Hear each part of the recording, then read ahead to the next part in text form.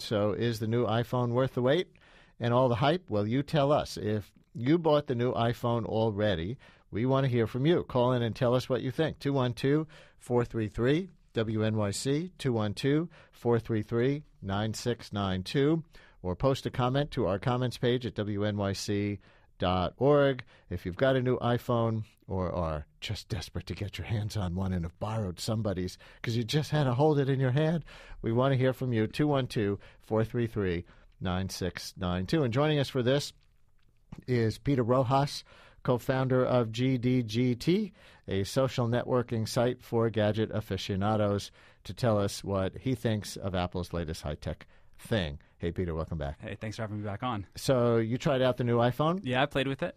What do you think? Well, it is. I mean, the first thing is when you turn it on is the display. The screen is absolutely gorgeous. It is actually the nicest display that I've ever seen on any phone, and actually one of the nicest screens that I've seen on any device of any kind.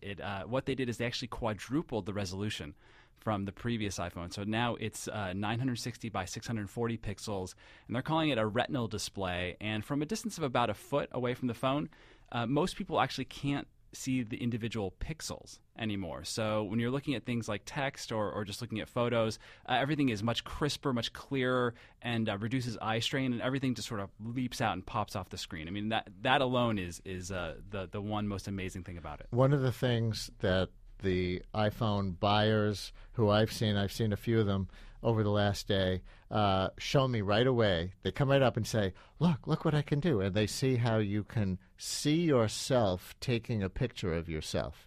In other words, usually when you're looking into the lens of a camera, or you're looking into the viewfinder, the lens is looking out. It's on the back. Yeah. So it's on both sides of this phone, so you can actually focus on yourself taking a picture of yourself. Yeah, so they added a camera on the front, which is used for, you can look at yourself when you're taking a photo, but you can also use it now for video calls.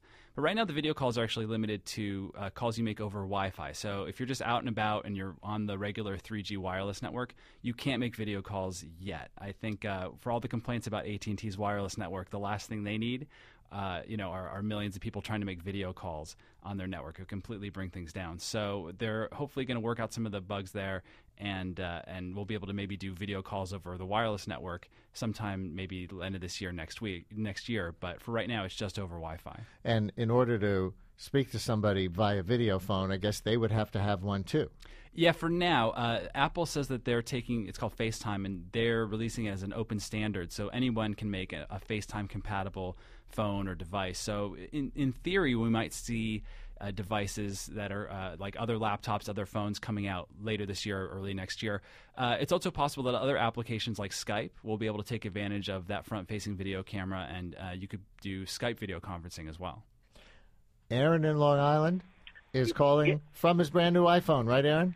Yes, that's right. I'm calling from my new iPhone. I got it yesterday.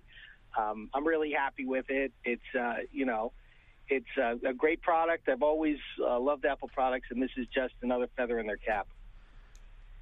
What have you done with it that's new? Well, I've been able to actually the videotaping or the video quality of the iPhone is really good, and the camera is much better. So I don't need the digital camera with me anymore, or a video camera. It does everything, and there's enough hard drive space to keep all the photos and all the video on it at once. Has it dropped any of your calls yet? So far, no. On my old 3GS, it did drop a few calls, particularly when somebody was, on a train or in between subways and something like that. But I haven't really tested that out with this new phone.